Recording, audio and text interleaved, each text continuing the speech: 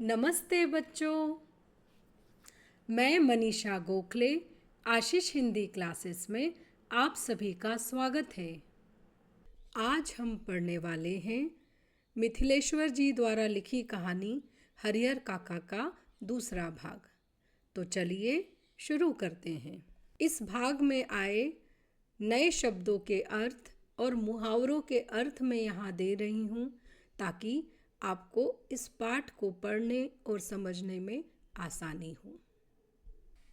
हरिहर काका जिस वक्त यह सब बोल रहे थे उस वक्त ठाकुरबाड़ी के पुजारी जी उनके दलान पर ही विराजमान थे। वार्षिक हुमात के लिए वह घी और शकील लेने आए थे। लौटकर उन्होंने महंत जी को विस्तार के साथ सारी बात बताई। उनके कान खड़े हो गए। वह दिन उन्हें बहुत शुभ महसूस हुआ। उस दिन को उन्होंने ऐसे ही गुजर जाने देना उचित नहीं समझा। तत्क्षण टीका तिलक लगा, कंधे पर राम नामी लिखी चादर डाल ठाकुरबाड़ी से चल पड़े। संयोग अच्छा था, हरिहर के दालान तक नहीं जाना पड़ा। रास्ते में ही हरिहर मिल गए। गुस्से में घर से निकल वह खलियान की ओर जा रहे थे, लेकिन महंत जी ने उन्हें खलियान की ओर नहीं जाने दिया, अपने साथ ठाकुरबाड़ी पर लेते आए। तो यहाँ पर जब हरिहर काका अपने छोटे भाई की पत्नी को बुरा भला कह रहे थे, उस समय ठाकुरबाड़ी का एक पुजारी वहाँ पर उनके घर के दालान में बैठा हुआ था। विराजमान मतलब बैठा हुआ। और वह वार्षिक हुमाद मतलब अब होम हवन के लिए घी और बाकी सामग्री लेने आया था। उसने वापस जाकर महंत जी को सारी बात बताई तो उनके कान खड़े हो गए। कान खड़े होना मतलब सतर्क होना। और उन्होंने सोचा कि इस समय को बर्बाद नहीं करना चाहिए, आज ही के दिन जाकर हरिहर से मिलना चाहिए। इसलिए वह तुरंत तैयार होकर बाहर निकले और उन्हें उनके घर भी नहीं जाना पड़ा। हरिहर काका खलियान की तरफ जा रहे थे तो उन्होंने उसे रास्ते में ही रोक लिया और अपने साथ ठाकुरबाड़ी पर लेते आए। फिर एकांत कमरे में उन्हें बैठा खूब प्रेम से समझाने लगे। हरिहर, यहाँ कोई किसी का नहीं है, सब माया का बंधन है। तू तो धार्मिक प्रवृत्ति का आदमी है। मैं समझ नहीं पा रहा हूँ कि तुम इस बंधन में कैसे फंस गए। ईश्वर में भक्ति लगाओ, उसके सिवाय कोई तुम्हारा अपना नहीं। पत्नी, बेटे, भाई बंधु सब स्वार्थ के साथी हैं। जिस दिन उन्हें लगेगा कि तुमसे उनका स्वार्थ नहीं सधने वाला नहीं, उस दिन वे तुम्हें पूछेंगे तक नहीं। इसीलिए ज्ञानी, संत, महात्मा ईश्वर के सिवाय किसी और में प्रेम नहीं लगाते। तुम्हारे हिस्से में 15 बीघे खेत हैं, उसी के चलते तुम्हारे भाई के परिवार तुम्हें पकड़े हुए हैं। एक दिन तुम कहकर तो देख लो कि अपना खेत उन्हें ना देकर दूसरे को लिख दोगे, वह तुमसे बोलना बंद कर देंगे, खून का रिश्ता खत्म हो जाएगा। तो यहाँ पर महंत जी हरिहर काका को समझाने लगे कि उसे अब परिवार के बंधन से मुक्त हो जाना चाहिए, ईश्वर भक्ति में अपना समय बिताना चाहिए। और परिवार, बेटे, भाई बंधु ये सब स्वार्थी होते हैं। जब तक उनका मतलब निकलता रहता है तब तक वे आपका साथ देते हैं, और जिस दिन उनका मतलब पूरा हो जाता है उस दिन वो पूछेंगे भी नहीं। वो इसीलिए कहते हैं कि जो महान लोग रहते हैं, जो संत होते हैं, वो इस प्रेम के चक्कर में ना पड़कर ईश्वर के प्रेम के चक्कर में पड़ते हैं। वो ये भी समझाते हैं कि तुम्हारे पास जो 15 बीघा खेत है उसी के कारण तुम्हारा भाई का परिवार तुम्हारा ख्याल रख रहा है। अगर तुम कह दोगे कि मैं यह खेत किसी और को देने वाला हूँ तो वे तुमसे बात करना बंद कर देंगे, अपना रिश्ता ख़त्म कर लेंगे। तुम्हारे भले के लिए मैं बहुत दिनों से सोच रहा था, लेकिन संकोचवश नहीं कह रहा था। आज कह देता हूँ, तुम अपने हिस्से का खेत ठाकुर जी के नाम पर लिख दो, सीधे वैकुंठ को प्राप्त करोगे। तीनों लोक में तुम्हारी कीर्ति जगमगा उठेगी। जब तक चांद सूरज रहेंगे तब तक लोग तुम्हें याद करेंगे।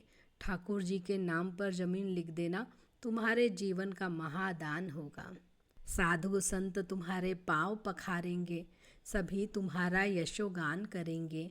तुम्हारा यह जीवन सार्थक हो जाएगा।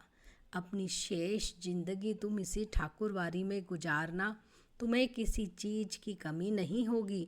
एक मांगोगे तो 4 हाजिर की जाएंगी।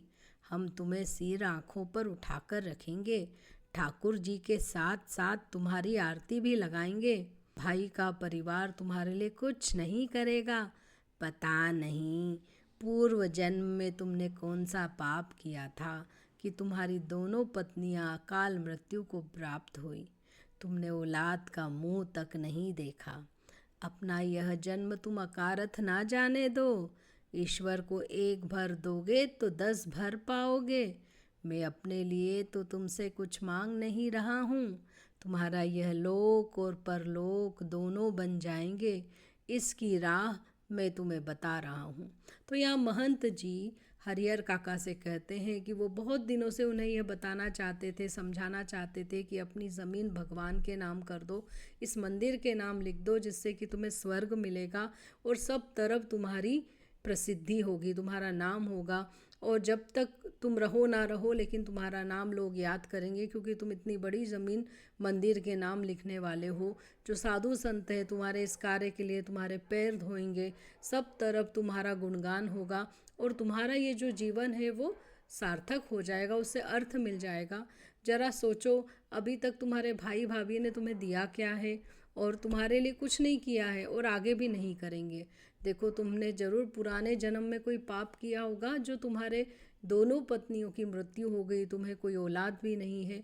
लेकिन अगर इस जन्म में भी तुम कुछ नहीं कर सके तो फिर आगे भी तुम्हें उसका पाप झेलना पड़ेगा। उसकी जगह अगर तुम इस जन्म में पुण्य करोगे तो तुम्हें दोनों ही लोक में, मतलब इस लोक में और परलोक में, तुम्हारी स्थिति सुधर जाएगी।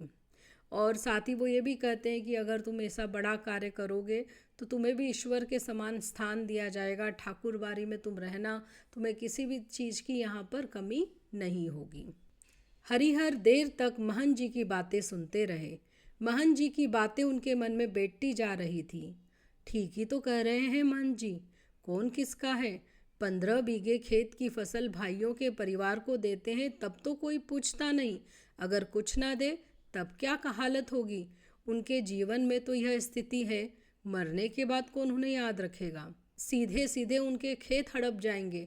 ठाकुर जी के नाम लिख देंगे तो पुश्तों तक लोग उन्हें याद करेंगे। अब तक के जीवन में तो ईश्वर के लिए उन्होंने कुछ नहीं किया, अंतिम समय तो यह बड़ा पुण्य कमा ले। लेकिन यह सोचते हुए भी हरिहर काका का मुंह नहीं खुल रहा था। भाई का परिवार तो अपना ही होता है, उनको ना देकर ठाकुरबाड़ी में दे देना उनके साथ धोखा और विश्वासघात होगा। तो जब हरिहर काका महंत की बातें सुन रहे थे तो उनकी बातें उन्हें सही लग रही थी और उनका मन उनकी बातों को स्वीकार कर रहा था। उन्होंने मुंह से कुछ भी नहीं कहा, लेकिन वो ये बात समझ गए थे कि सच में मेरे भाई मेरे 15 बीघे ज़मीन के कारण इतना मेरे साथ रह रहे हैं। अगर मैं उतना भी ज़मीन किसी और को दे दूँगा, अगर वो ज़मीन किसी और को दे दूँगा तो वो उतना भी ख्याल नहीं रखेंगे। और फिर इस जीवन में उन्होंने ईश्वर के लिए, मंदिर के लिए कुछ नहीं किया है। पर अगर मैं ये 15 बीघे ज़मीन मंदिर के नाम कर दूँगा तो पीढ़ियों तक लोग मुझे याद करेंगे। पुश्तों मतलब पीढ़ियों तक।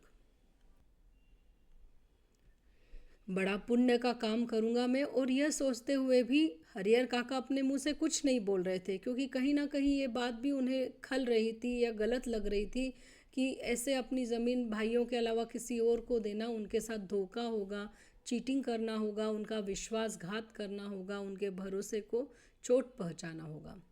अपनी बात समाप्त कर महन जी प्रतिक्रिया जानने के लिए हरिहर की ओर देखने लगे। उन्होंने मुंह से तो कुछ नहीं कहा, लेकिन उनके चेहरे के परिवर्तित भाव महन जी की अनुभवी आंखों से छिपे न रह सके। अपनी सफलता पर महन जी को बहुत खुशी हुई। उन्होंने सही जगह वार किया है। इसके बाद उसी वक्त ठाकुरबाड़ी के 2 सेवकों को बुलाकर आदेश दिया कि एक साफ सुथरे कमरे में पलंग पर बिस्तरा लगाकर उनके आराम का इंतजाम करें।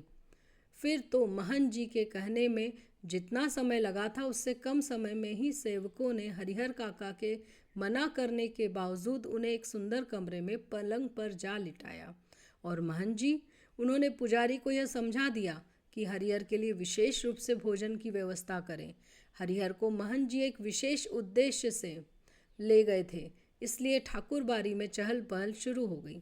तो जब महंत जी ने अपनी बात कही तो वो सोच रहे थे कि हरिहर काका कुछ उत्तर देंगे, लेकिन हरिहर काका कुछ नहीं बोले। पर उनके चेहरे पे जो भाव थे, जो उनका चेहरे पे जो भाव बदल गए थे, उससे महंत जी समझ गए कि इसको मेरी बात जमी है, इसे मेरी बात सही लगी है। और अपनी सफलता पर कि हरिहर काका मेरी बात मान गया है, उन्हें बहुत खुशी हुई। उन्होंने सोचा कि उन्होंने सही जगह पर वार किया है, और फिर उन्होंने अपने नौकरों को बुलाया और हरिहर काका के लिए कमरा साफ सुथरा करके उन्हें वहाँ पर आराम करने का प्रबंध इंतज़ाम मतलब प्रबंध करने के लिए कहा। तो तुरंत सेवकों ने उन्हें एक सुंदर कमरे में लिटा दिया, उनकी सेवा करने लगे। पुजारी को भी महंत जी ने कहा कि आज विशेष भोजन बनेगा, क्योंकि वो हरिहर काका को किसी विशेष उद्देश्य से ठाकुरबाड़ी लेकर आए थे, इसलिए ठाकुरबाड़ी में एक अलग ही चहल पहल थी। इधर शाम को हरिहर काका के भाई जब खलिहान से लौटे तब उन्हें इस दुर्घटना का पता चला। पहले तो अपनी पत्नियों पे वे खूब बरसे, फिर एक जगह बैठकर चिंतामग्न हो गए। हालांकि गांव के किसी व्यक्ति ने भी उनसे कुछ नहीं कहा था। महंत जी ने हरिहर काका को क्या क्या समझाया है इसकी भी जानकारी उन्हें नहीं थी, लेकिन इसके बावजूद उनका मन शंकालु और बेचैन हो गया। दरअसल बहुत सारी बातें ऐसी होती हैं जिनकी जानकारी बिना बताए ही लोगों को मिल जाती है। तो जब हरिहर काका के भाई शाम को खेत से वापस आए और जब उन्हें ये सारी बातों का पता चला तो उन्होंने पहले तो अपनी पत्नियों को बहुत गुस्सा किया, बहुत डांटा उन्हें। फिर वो एक जगह चुपचाप बैठ गए, परेशान होकर। चिंतामग्न मतलब परेशान। उन्हें गांव में किसी ने नहीं बताया था कि हरिहर काका के साथ क्या हुआ या महंत जी ने हरिहर काका से क्या कहा, उन्हें खुद भी नहीं पता था। पर फिर भी उनका शंकालु मन समझ गया, उन्हें डाउट आ गया कि कुछ ना कुछ गड़बड़ है, क्योंकि कई बातों के लिए जानकारी की ज़रूरत नहीं होती, जिस तरह से वो बातें होती हैं उससे ही हमें समझ में आ जाता है। शाम गहराते गहराते हरिहर काका के तीनों भाई ठाकुरबाड़ी पहुँचे। उन्होंने हरिहर काका को वापस घर चलने के लिए कहा। इससे पहले कि हरिहर काका कुछ कहते, महंत जी बीच में आ गए। आज हरिहर को यहीं रहने दो, बीमारी से उठा है, इसका मन अशांत है, ईश्वर के दरबार में रहेगा तो शांति मिलेगी। लेकिन उनके भाई उन्हें घर ले चलने के लिए जिद करने लगे। इस पर ठाकुरबाड़ी के साधु संत उन्हें समझाने लगे। वहाँ उपस्थित गांव के लोगों ने भी कहा कि एक रात ठाकुरबाड़ी में रह जाएंगे तो क्या हो जाएगा। अंततः भाइयों को निराश हो वहाँ से लौटना पड़ा। शाम होते होते हरिहर काका के तीनों भाई ठाकुरबाड़ी पहुँच गए और उन्होंने हरिहर काका से माफ़ी मांगी और घर चलने के लिए कहा। पर हरिहर काका के कहने से पहले ही महंत ने कह दिया कि आज वो बहुत अशांत है, उसे मंदिर में रहने दो। पर तीनों भाई जिद करने लगे। तो वहाँ पर जो साधु संत थे और गांव के लोग थे वो बोले कि अगर एक दिन यह मंदिर में रह भी जाएंगे तो क्या बिगड़ जाएगा, उसे रहने दो, थोड़ी मन को शांति मिलेगी उसके। रात में हरिहर काका को भोग लगाने के लिए जो मिष्टान्न और व्यंजन मिले वैसे उन्होंने कभी नहीं खाए थे।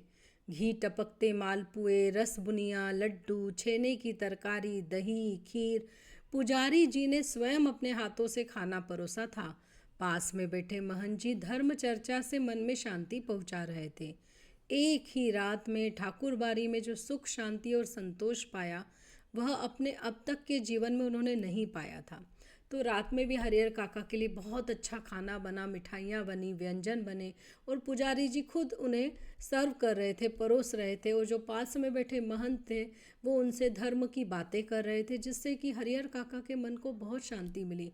जीवन में पहली बार उन्हें इतना सुख, इतनी शांति और इतना सेटिस्फेक्शन मिला था जो अब तक उन्हें कहीं नहीं मिला था, जो एक ही रात में ठाकुरबाड़ी में मिल गया था। इधर तीनों भाई रात भर सो नहीं सके। भावी आशंका उनके मन को मथती रही। 15 बीघे खेत, इस गांव की उपजाऊ जमीन, 2 लाख से अधिक की संपत्ति अगर हाथ से निकल गई तो फिर वह कहीं के ना रहेंगे। सुबह तड़के ही तीनों भाई पुनः ठाकुरबाड़ी पहुँचे। हरिहर काका के पांव पकड़ रोने लगे, अपनी पत्नियों की गलती के लिए माफ़ी मांगी तथा उन्हें दंड देने की बात कही। साथ ही खून के रिश्ते की माया फैलाई। हरिहर काका का दिल पसीज गया। वह पुनः वापस घर लौट आए। तो यहाँ पर तीनों भाइयों को रात भर नींद आई। उन्हें आगे क्या गड़बड़ हो सकती है इस डर से उनका मन परेशान रहा।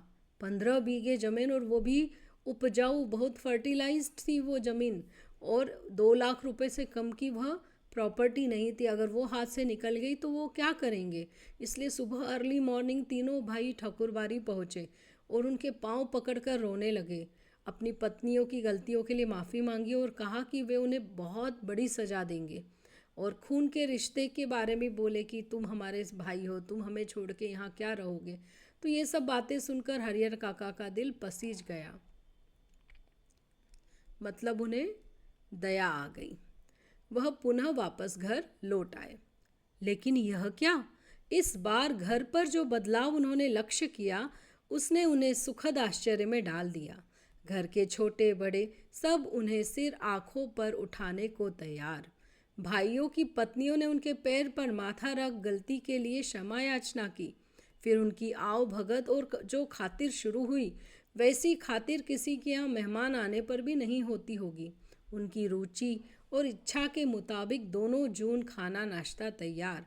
5 महिलाएं उनकी सेवा में मुस्तैद, 3 भाइयों की पत्नियां और 2 उनकी बहुएं। हरिहर काका आराम से दालान में पड़े रहते। जिस किसी चीज़ की इच्छा होती आवाज़ लगाते ही हाजिर।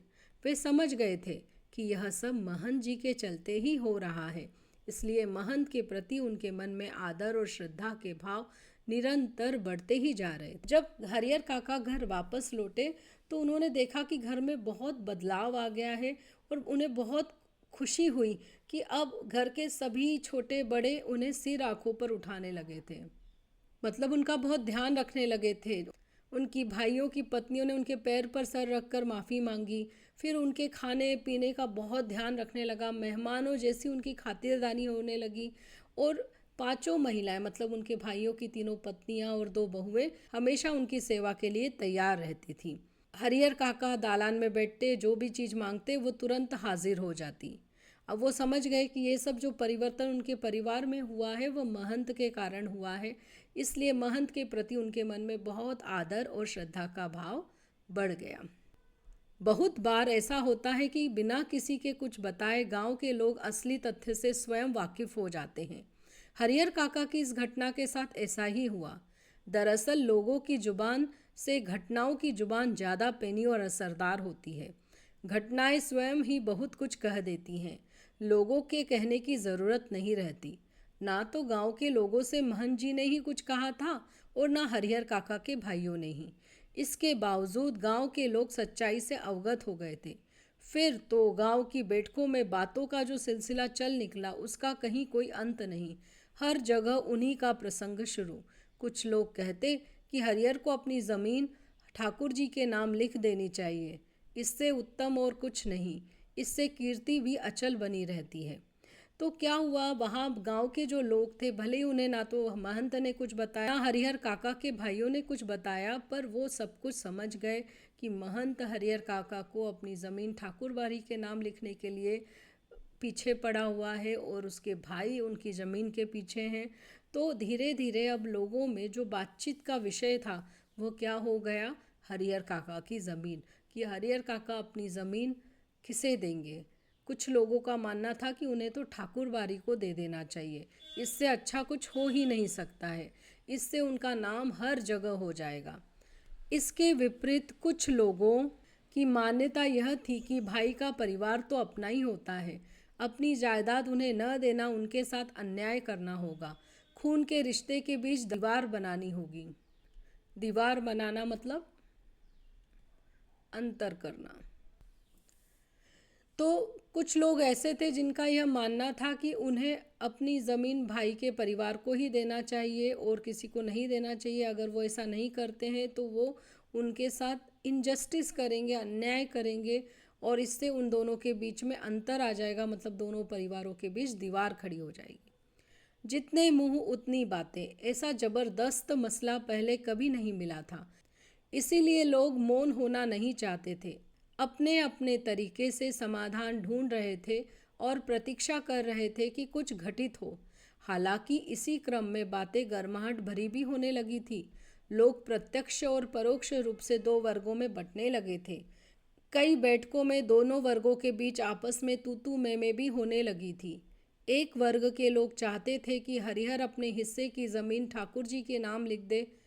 तब यह ठाकुरबारी न सिर्फ इलाके की ही सबसे बड़ी ठाकुरबारी होगी, बल्कि पूरे राज्य में इसका मुकाबला कोई दूसरी ठाकुरबारी नहीं कर सकेगी। इस वर्ग के लोग धार्मिक संस्कारों के लोग हैं, साथ ही किसी न किसी रूप में ठाकुरबारी से जुड़े हैं। असल में सुबह शाम जब ठाकुर जी को भोग लगाया जाता है, तब साधु संतों के साथ गांव के कुछ पेटू और चटोर किस्म के लोग प्रसाद पाने के लिए वहां जुट जाते हैं। ये लोग इसी वर्ग के हिमायती हैं। दूसरे वर्ग में गांव के प्रगतिशील विचारों वाले लोग तथा वैसे किसान हैं जिनके यहाँ हरिहर जैसे औरत मर्द पल रहे होते हैं। गांव का वातावरण तनावपूर्ण हो गया था और लोग कुछ घटित होने की प्रतीक्षा करने लगे थे। तो अब क्या हो गया था, हर एक व्यक्ति हरिहर काका के बारे में बोल रहा था और सब उसका कुछ ना कुछ अपने वे में सॉल्यूशन बता रहे थे, अपने ढंग का समाधान बता रहे थे और इंतज़ार कर रहे थे कि कुछ हो, हरिहर काका अपनी ज़मीन किसी के नाम लिखें। तो अब क्या हो रहा था, जहाँ पर भी लोग मिलते थे उनमें आपस में इसी बात पर बहस होती थी और कई बार तो लोग आपस में तू तू मैं भी करने लगते थे, मतलब झगड़ने लगते थे। लोगों में आपस में झगड़ा भी होने लगता था। दो ग्रुप में बढ़ गया था पूरा गांव। एक जो ग्रुप था वो यही कहता था कि उन्हें ठाकुर जी के नाम ये ज़मीन लिख देना चाहिए, जिससे कि हमारा ये जो मंदिर है वो सारे राज्य में, पूरी स्टेट में सबसे बड़ा मंदिर बन जाएगा। और ये लोग धार्मिक संस्कार वाले लोग थे और जो सुबह शाम मंदिर में जाते थे, भोग का प्रसाद खाते थे और वो उनके हिमायती, हिमायती मतलब पक्षधर, वो साधु संतों का साथ देने वाले लोग थे। वहीं दूसरे लोग जो मेहनत करने वाले लोग थे, किसान थे साधारण से, उनके घर में भी ऐसे रिश्तेदार थे जो उनके ऊपर निर्भर थे।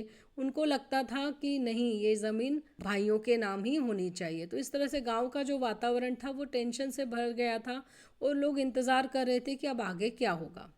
इधर भावी आशंकाओं को मद्देनज़र रखते हुए हरियर काका के भाई उनसे यह निवेदन करने लगे थे कि अपनी ज़मीन वे उन्हें लिख दें, उनके सिवाय उनका और अपना है ही कौन। इस विषय पर हरिहर काका ने एकांत में मुझसे काफ़ी देर तक बात की। अंततः हम इस निष्कर्ष पर पहुँचे कि जीते जी अपनी जायदाद का स्वामी किसी और को बनाना ठीक नहीं होगा, चाहे वह अपना भाई या मंदिर का महंत ही क्यों न हो। हमें अपने गांव और इलाके के वे कुछ लोग याद आए जिन्होंने अपनी ज़िंदगी में ही अपनी जायदाद अपने उत्तराधिकारियों या किसी अन्य को लिख दी थी, लेकिन इसके बाद उनका जीवन कुत्ते का जीवन हो गया। कोई उन्हें पूछने वाला नहीं रहा। हरिहर काका बिल्कुल अनपढ़ व्यक्ति हैं, फिर भी इस बदलाव को उन्होंने समझ लिया और यह निश्चय किया कि जीते जी किसी को ज़मीन नहीं लिखेंगे। अपने भाइयों को समझा दिया, मर जाऊंगा तो अपने आप मेरी ज़मीन तुम्हें मिल जाएगी, ज़मीन लेकर तो जाऊंगा नहीं, इसलिए लिखवाने की क्या ज़रूरत। तो अब आगे कहीं हरिहर काका अपनी ज़मीन महंत के नाम ना लिख दे, इस डर के रहते हुए हरिहर काका के जो भाई थे वो बार बार उन्हें रिक्वेस्ट करने लगे कि आप हमारे नाम ज़मीन लिख दो, हमारे अलावा आपका है ही कौन। लेकिन हरिहर काका ने इस बारे में पहले अपने सबसे अच्छे दोस्त लेखक से बात की और फिर जब दोनों के बीच में डिस्कशन हुआ तो वो इस निष्कर्ष मतलब नतीजे पर पहुँचे कि जब तक वो जीवित है उन्हें अपनी जायदाद किसी के भी नाम नहीं लिखना चाहिए, चाहे वो भाई हो या महंत हो। उन्होंने आपस में बातचीत की कि गांव में ऐसे बहुत से लोग हैं जिन्होंने अपने जीवन में अपनी जायदाद जब अपने रिश्तेदारों के नाम लिख दी तो उनके साथ बिल्कुल भी अच्छा व्यवहार नहीं किया गया, बिल्कुल गली के कुत्तों जैसा उन्हें रखा गया। तो हरिहर काका पढ़े लिखे नहीं थे, पर वो उन सब अनुभवों के कारण उनके भाई भाभियों में जो बदलाव आया है, पहले जो उनका व्यवहार था, इन सब को देखते हुए वो समझ गए कि यही सही रहेगा कि अपनी ज़मीन जीते जी में किसी के नाम ना लिखूं। तो उन्होंने अपने भाइयों को समझा दिया कि मेरे मरने के बाद ये ज़मीन मैं अपने साथ नहीं लेकर जाऊंगा, तुम्हें ही मिलने वाली है, तो फिर क्या ज़रूरत है लिखवाने की। उधर महंत जी भी हरिहर काका की टोह में रहने लगे। जहाँ कहीं एकांत पाते कह उठते, विलम्ब ना करो हरिहर, शुभ काम में देर नहीं करते, चल कर ठाकुर जी के नाम ज़मीन बै कर दो, फिर पूरी जिंदगी ठाकुर बारी में राज करोगे। मरोगे तो तुम्हारी आत्मा को ले जाने के लिए स्वर्ग से विमान आएगा, देवलोक को प्राप्त करोगे। तो महन जी भी उसको टोह में मतलब उसकी खोज में रहते। जहाँ हरिहर काका अकेले मिल जाते वो उसे बार बार समझाते कि इस तरह से देर मत करो, समय रहते ठाकुरबाड़ी के नाम अपनी ज़मीन लिख दोगे तो तुम्हें स्वर्ग मिल जाएगा, और जब तक ठाकुरबाड़ी में रहोगे बहुत ऐश के साथ रहोगे। लेकिन हरिहर काका न हाँ कहते और ना कहकर वे महन जी को दुखी करना नहीं चाहते थे, क्योंकि भाई के परिवार से जो सुख सुविधाएं उन्हें मिल रही थी वे महन जी की कृपा से ही। और हाँ, तो उन्हें कहना है नहीं, क्योंकि अपनी ज़िंदगी में अपनी ज़मीन उन्हें किसी को भी नहीं लिखनी। इस मुद्दे पर वे जागरूक हो गए थे। तो जब महन जी उन्हें ऐसा कहते तो वो कुछ भी उत्तर नहीं देते थे, क्योंकि वो उन्हें दुखी भी नहीं करना चाहते थे ना कहकर, और हाँ तो वो कहेंगे ही नहीं, क्योंकि उन्होंने डिसाइड कर लिया था कि अपनी लाइफ में वो अपनी ज़मीन किसी के भी नाम नहीं लिखेंगे। पर बीतते समय के अनुसार महन जी की चिंताएं बढ़ती जा रही थीं। जाल में फंसी चिड़िया पकड़ से बाहर हो गई थी। महन जी इस बात को सह नहीं पा रहे थे। महन जी को लग रहा था कि हरिहर धर्म संकट में पड़ गया है। एक ओर वह चाहता है कि ठाकुर जी को लिख दूँ, किंतु दूसरी ओर भाई के परिवार के माया मोह में बन जाता है। इस स्थिति में हरिहर का अपहरण कर जबरदस्ती उससे लिखवाने के अतिरिक्त दूसरा कोई विकल्प नहीं। बाद में हरिहर स्वयं राजी हो जाएगा। तो जैसे जैसे हरिहर चूंकि कुछ उत्तर नहीं दे रहा था तो महन जी की चिंता बढ़ गई। उन्हें लगा कि वह अब उनके हाथ से निकल रहा है और अब वो शायद ठाकुरबाड़ी के नाम ज़मीन नहीं लिखेगा, क्योंकि उसे यह धर्म संकट लग रहा है। वो कंफ्यूज्ड है कि ठाकुरबाड़ी के नाम लिखे या अपने परिवार के नाम लिखे, क्योंकि परिवार भी महत्वपूर्ण होता है। इसलिए उन्होंने सोचा कि इसका अपहरण, किडनैपिंग करके उससे ज़बरदस्ती लिखवा लेना चाहिए ठाकुरबाड़ी के नाम ज़मीन। फिर बाद में भले ही हरिहर काका खुद तैयार हो जाएंगे। महन जी लड़ाकू और दबंग प्रकृति के आदमी हैं। अपनी योजना को कार्य रूप में परिणत करने के लिए वह जी जान से जुट गए। हालांकि यह सब गोपनीयता का निर्वाह करते हुए ही वह कर रहे थे। हरिहर काका के भाइयों को इसकी भनक तक नहीं थी। बात अभी हाल की ही है। आधी रात के आसपास ठाकुरबाड़ी के साधु संत और उनके पक्षधर भाला, गंडासा और बंदूक से लेस एकाएक हरिहर काका के दालान पर आ धमके। हरिहर काका के भाई इस अप्रत्याशित हमले के लिए तैयार नहीं थे। इससे पहले कि वे जवाबी कार्रवाई करते और गुहार लगाकर अपने लोगों को जुटाएं, तब तक आक्रमणकारी उनको पीठ पर लादकर चंपत हो गए। महन जी जो थे वो बहुत लड़ाकू और बहुत हिम्मत वाले आदमी थे। उन्होंने सोचा कि अब इसको किडनैप तो करना होगा, इसलिए वो उस काम में जुट गए। उन्होंने सारे लोगों को इकट्ठा किया, सारे हथियार इकट्ठे किए, और इतने चुपचाप यह काम हो रहा था कि उनके भाइयों को, हरिहर काके के भाइयों को इसकी भनक, इसका थोड़ा सा भी अंदाज़ा नहीं आया। और फिर एक दिन रात को ठाकुरबाड़ी के जितने भी साधु संत थे और उनके जो साथी थे वो सब भाला, गंडासा और बंदूक लेकर आए और हरिहर काका को अचानक से किडनैप करके वहाँ से चले गए। अप्रत्याशित मतलब अचानक। उनके भाई जो थे वो इस हमले के लिए तैयार नहीं थे, इसलिए ना तो वो कुछ कर पाए, उनके पास हथियार भी नहीं थे कि वो उनसे लड़ ले, और ना ही उन्हें लोगों को चिल्लाकर इकट्ठे करने का समय मिला। हरिहर काका को पीठ पर लादकर जो आक्रमण करने आए थे लोग, जो उन्हें किडनैप करने आए थे लोग, वो चले गए। गांव में ऐसी घटना इससे पहले कभी नहीं हुई थी। सारा गांव जाग उठा। उनके जो शुभ चिंतक थे, उनका भला चाहने वाले थे, वो उनके घर के दालान में इकट्ठे हो गए और बाकी लोग मकान की छतों पर जमा होकर आपस में बातचीत करने लगे। अगले वीडियो में इस पाठ का अगला भाग लेकर फिर से हाजिर होंगी। तब तक के लिए धन्यवाद।